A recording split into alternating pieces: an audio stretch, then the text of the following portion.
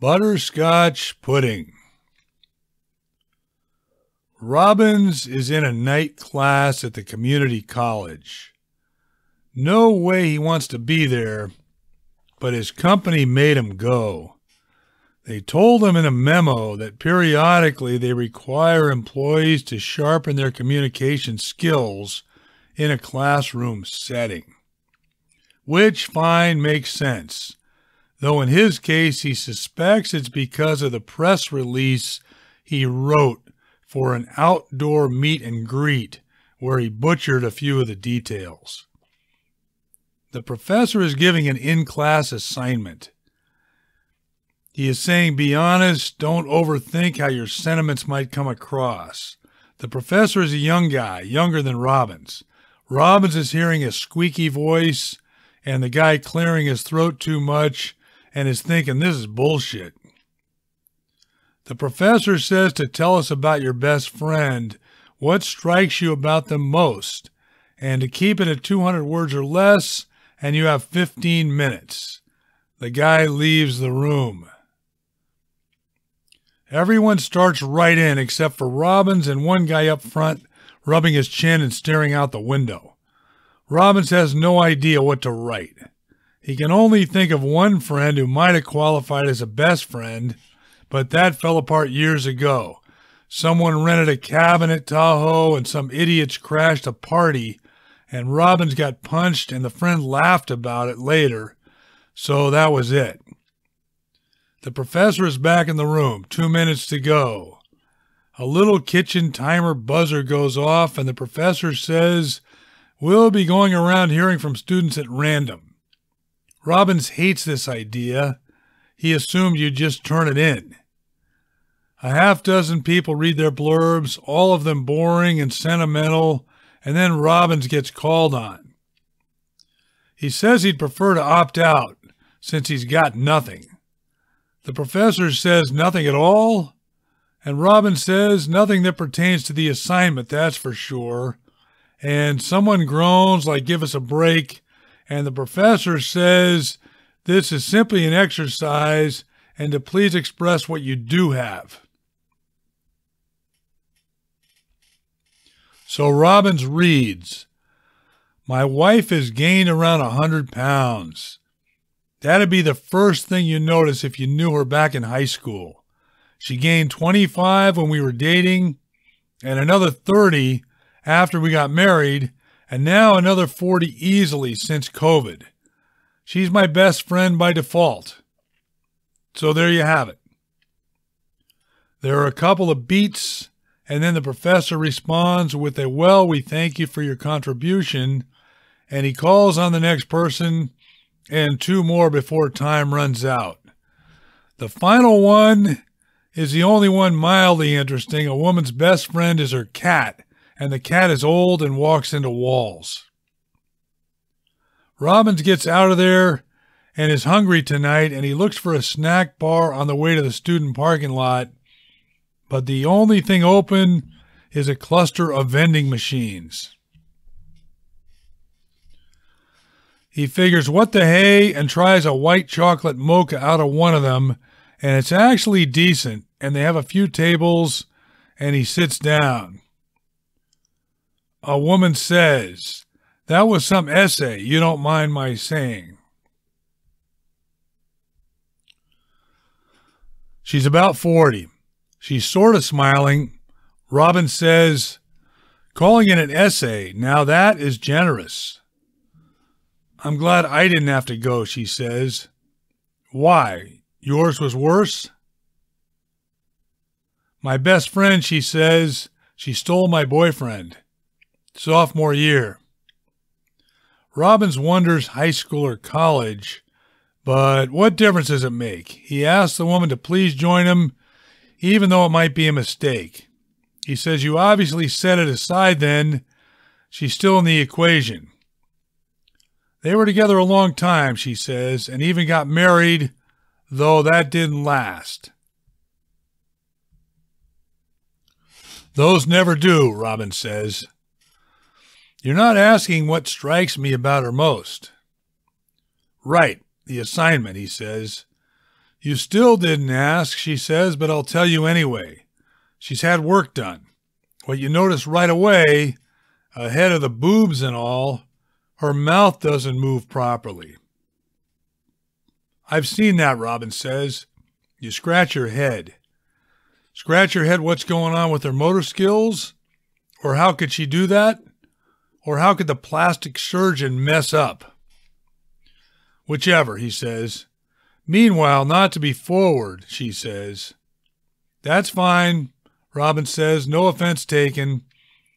Guessing you're going to tie it into, what's that called? They suck out the fat?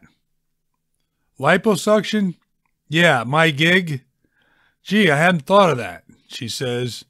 My line was more, has your relationship changed entirely for the worse? He says, let's get one thing out of the way, full disclosure.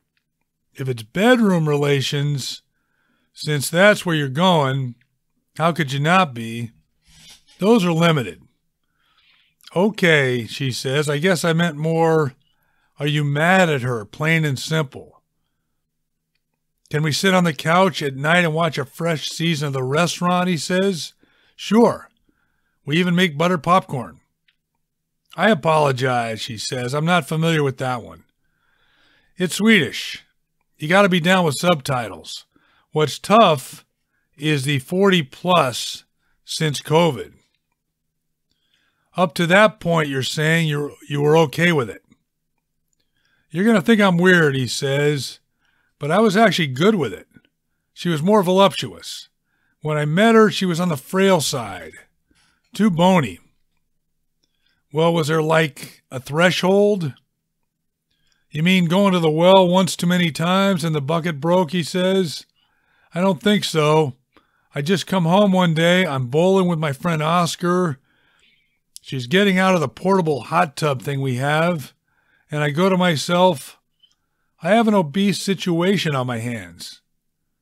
The woman took a minute. I don't think you're weird. You don't?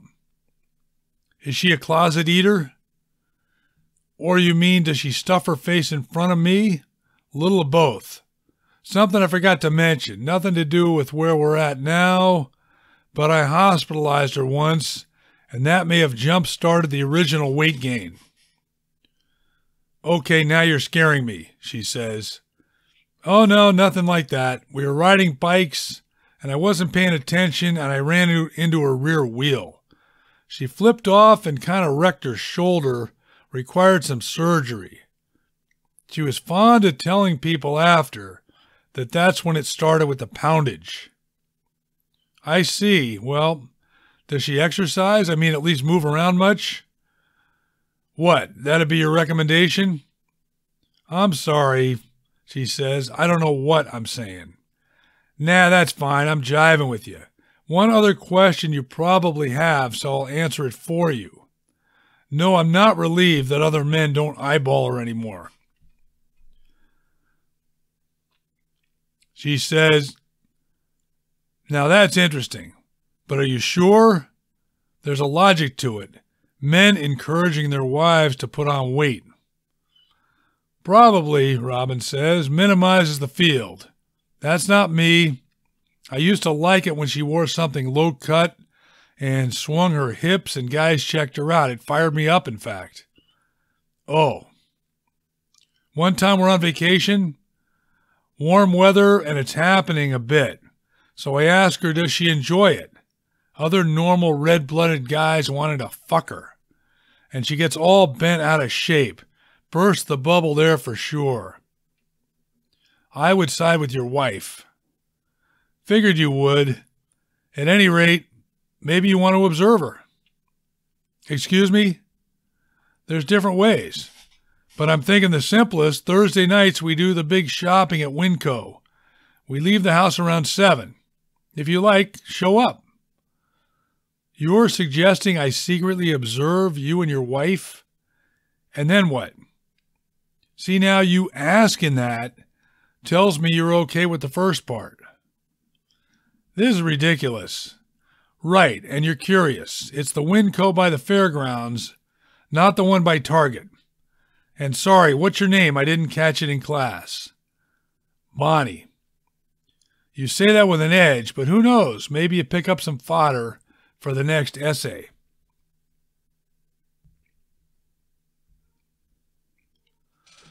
Robbins and his wife Hilda have a pretty organized routine, but Thursday night they're thrown off on account of a neighbor needing help with a sewer line gone haywire under his bedroom floor. When Robbins is back and gets cleaned up, it's after 7:30. They start getting into the car, and Hilda remembers her pillow, one of those donut jobs that supposedly pad your ass, and Robbins runs inside for it. The shopping at Winco is uneventful.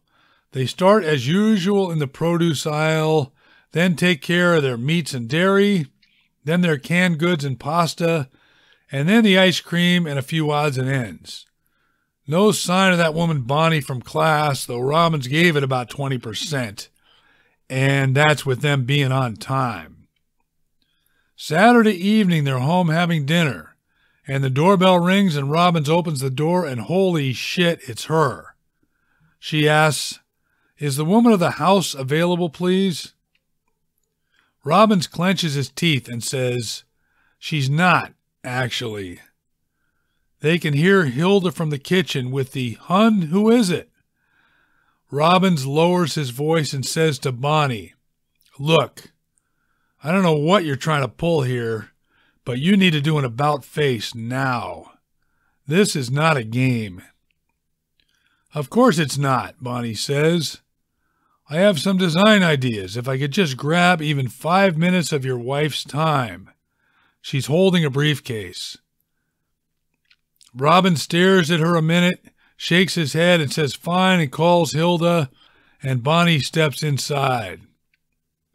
The two of them start talking, and there's some laughing, and Robbins is almost expecting Bonnie to pull out a bullshit home decorating brochure. Hilda is wearing a huge flowery blouse that looks like a protective smock, and green stretch pants with a lot of loose threads sticking up.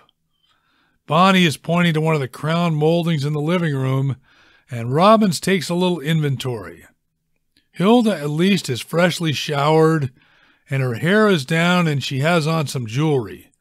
But dang, no exaggeration, she's 3 times the size of Bonnie, who admittedly doesn't look bad, the living room lighting her more favorably than the vending machine alcove at the college. And geez, more laughing, and Bonnie writes something down and hands it to Hilda. Bonnie says, "Well, folks, I won't take up any more of your time, and I apologize if I interrupted your meal, which sure smells good. And what is the menu, if I might ask?" Hilda says, "Well, tonight we went with an artichoke dip appetizer, a small gnocchi al pesto first course," adding that the recipe came from her sister's boyfriend who played piano at an Italian restaurant, and then Swedish meatballs with lingonberry sauce. "Amazing," Bonnie says. "Any dessert?" "Well, I was thinking butterscotch pudding with fresh whipped cream, if we have any room left." Hilda rubs her midsection and laughs. "Would you care to join us?" "You're very sweet," Bonnie says, and she says goodnight. "You mind telling me what the fuck was that?" Robbins says. They're in the hallway outside class, students showing up, the professor inside getting organized for tonight. "You're a lucky man, is my evaluation," Bonnie says. "Is that right?" Robbins says. "And of course you cringed at the thought of observing us, and meanwhile you're in our goddamn house." "Well, that part, you were late with your shopping. I hung out in the parking lot and thought, why not follow you home? I was going to ring the bell and say hello then, but I chickened out." "Whatever," Robbins says. "Cutting to the chase, since you did go off the deep end, what did you think?" "Well, as you pointed out, I may have an essay out of it if I can connect it to an assignment." She says you gave her your number, Robin says. I did. We're going to go bowling. Give me a break, he says. Now you're jerking me around worse, using my bowling story. Right.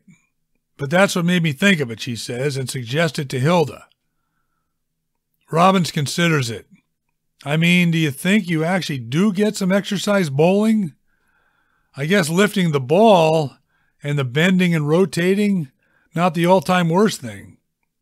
Sure, she says, and the 5-step approach at the top of the lane, you need to be nimble. Do you want to come? The bigger question, which I'll repeat. What's your deal? I don't know, she says, her tone a little different. Robin says, as in you tell me? She doesn't say anything, and the bell rings and they file into class.